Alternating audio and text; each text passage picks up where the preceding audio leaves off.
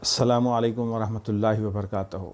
عزیز طلبہ، یہ 7ویں جماعت کی کلاس کا پہلا دن ہے اور میں آپ تمام کو مبارکباد دیتا ہوں کہ آج ہم سوشل سائنس کا پہلا چیپٹر پڑھنے جا رہے ہیں، پہلا سبق پڑھنے جا رہے ہیں۔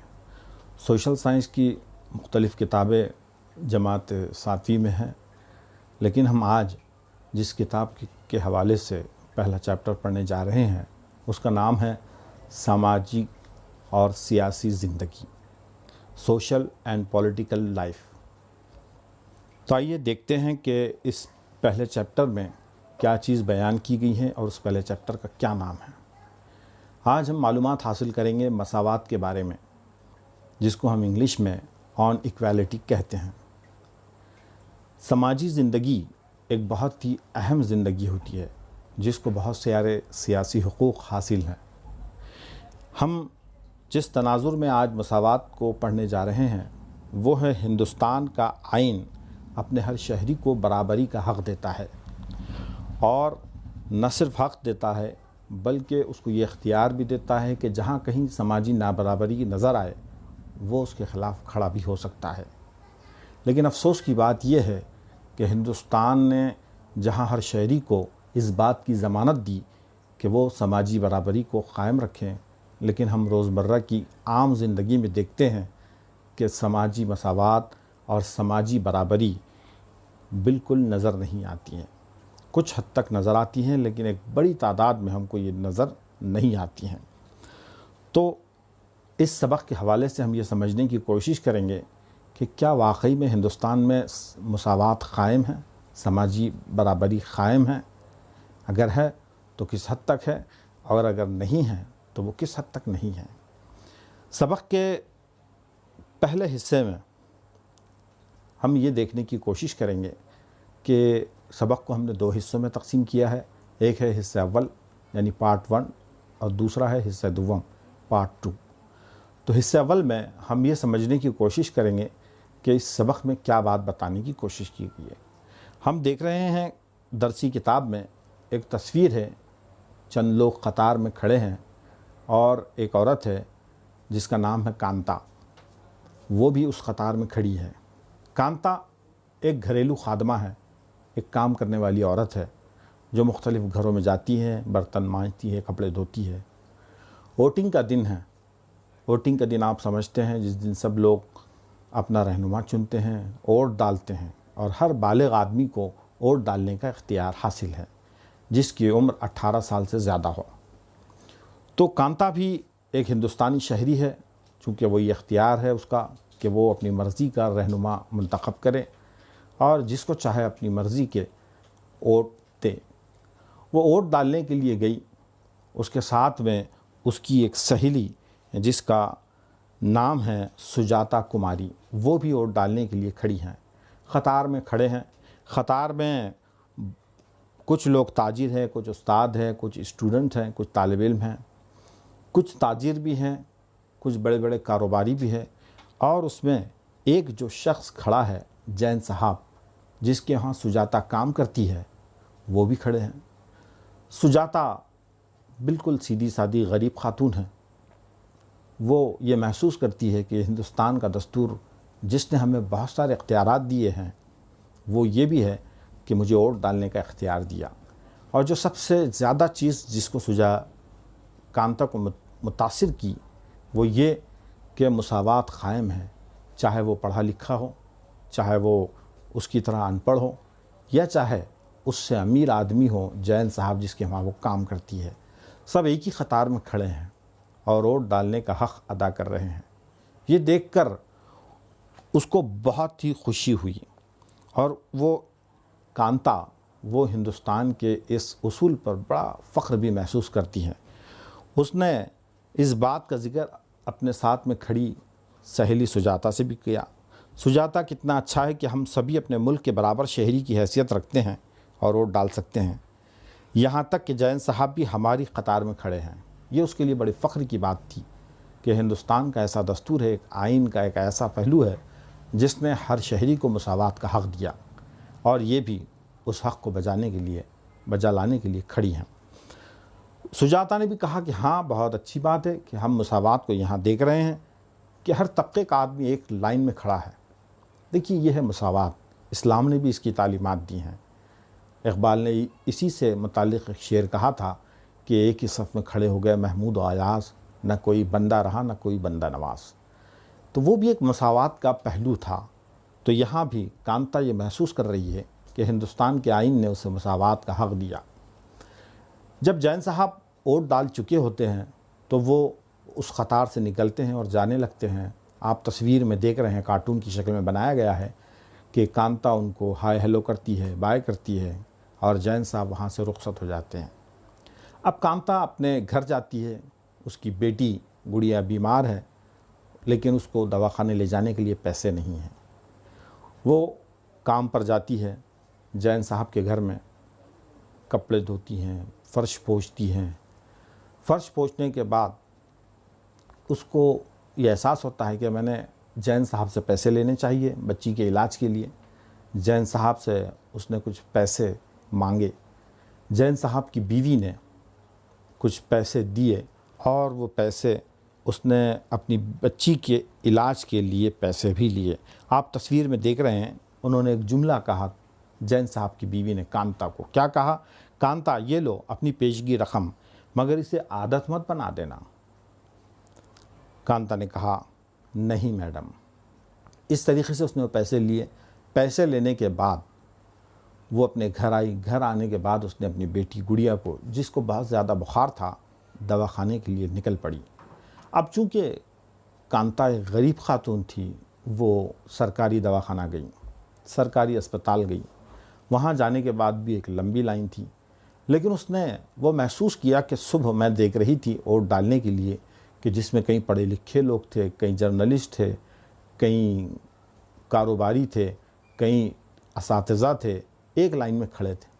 لیکن میں یہاں دیکھ رہی ہوں کہ پوری کی پوری لائن میں، جہاں میں دواخانے میں اپنی بچی کو لے کر کھڑی ہوں، صرف اور صرف غریب لوگ ہیں۔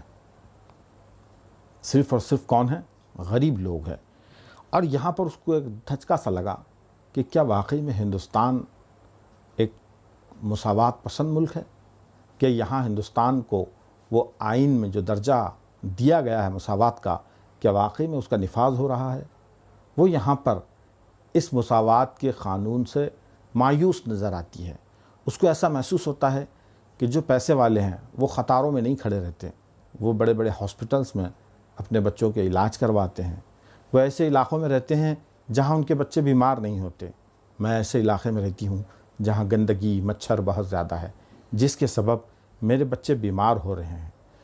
تو کمیونٹی کا جو گیپ ہے، امیری اور غریبی کا، وہ یہاں پر اس کو شدت کے ساتھ محسوس ہوا۔ جبکہ صبح جب وہ ووٹ ڈال رہی تھی، اس کو اسی قانون پر فخر تھا، مساوات کے۔ اب دوپہر ڈھلتے ڈھلتے اس کو اس قانون سے مایوسی ہو گئی، اور وہ یہ محسوس کرنے لگی کہ کیا واقعی میں ہندوستان نے اتنا پیارا دستور ہم کو دیا، کیا یہ دستور عمل میں آ رہا ہے یا نہیں آ رہا ہے؟ یہ سوال یہاں پر اس کے ذہن میں کھڑے ہوتے ہیں۔ تو پھر اس کے بعد سی بی ایس ای کی اس کتاب نے ہمیں اور 2 کہانیاں سنائی ہیں۔ تو آئیے ہم ان کہانیوں کو سمجھنے کی کوشش کرتے ہیں کہ وہ کون سی کہانیاں ہیں جس کے ذریعے سے ہم کو یہ سمجھایا گیا کہ ہندوستان میں مساوات کس درجے کی ہے اور آیا نہیں ہے۔ یہاں پر ایک کہانی بیان کی گئی ہے۔ ایک بہت مشہور رائٹر ہیں، دلت رائٹر، جن کا نام ہے اوم پرکاش والمیکی۔ یہ 1950 میں پیدا ہوئے اور 2013 میں ان کا انتقال ہوا۔ اوم پرکاش والمیکی دلتوں کے ایک بہت بڑے رائٹر تھے، اور ان کا ایک بہت ہی مشہور، ان کی ایک بہت ہی مشہور کتاب ہے جس کا نام ہے جھوٹن۔ انہوں نے اپنے ہی تعلق سے یہ لکھا ہے کہ جس وقت میں بچپن میں اسکول میں پڑھتا تھا، تو میری ایک غلطی پر اسکول کے ہیڈ ماسٹر نے مجھ سے پورے اسکول کی صفائی کروائی تھی۔ خالص اس وجہ سے نہیں کہ میں غلطی کیا تھا، خالص اس وجہ سے کہ میں دلت تھا۔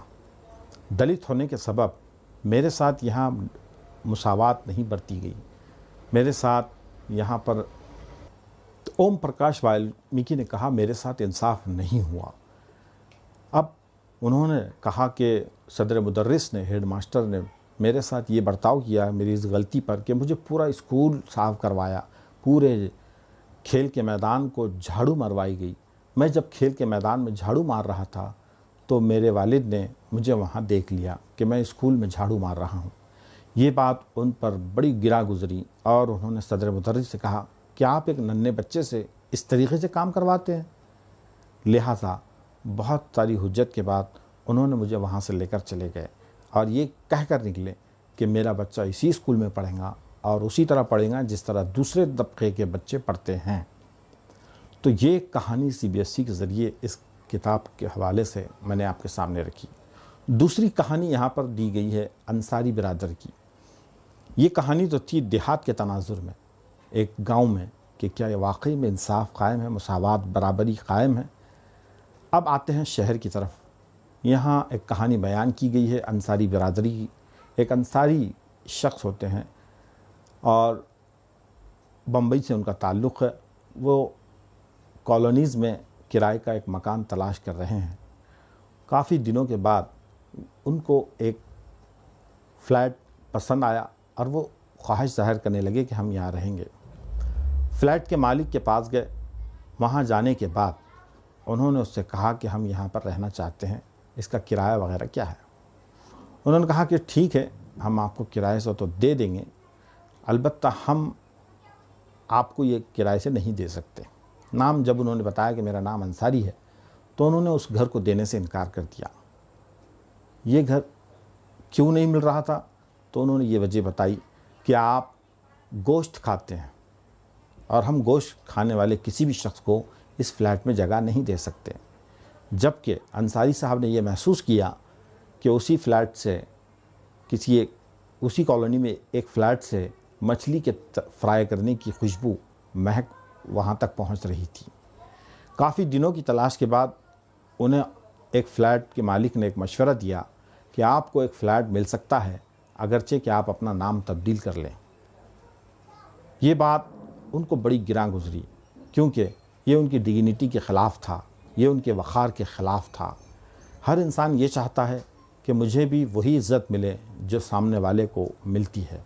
حالانکہ ڈگنیٹی کا خیال ہندوستان کے آئین نے ہر شہری کو دیا ہے، حق ہر شہری کو دیا ہے کہ وہ اپنے عزت و وقار کی قدر کریں اور سارا ہندوستان اس کے ایک دوسرے کی عزت و وقار کی قدر کرے۔ یہ اختیار ہر ہندوستانی کو حاصل ہے۔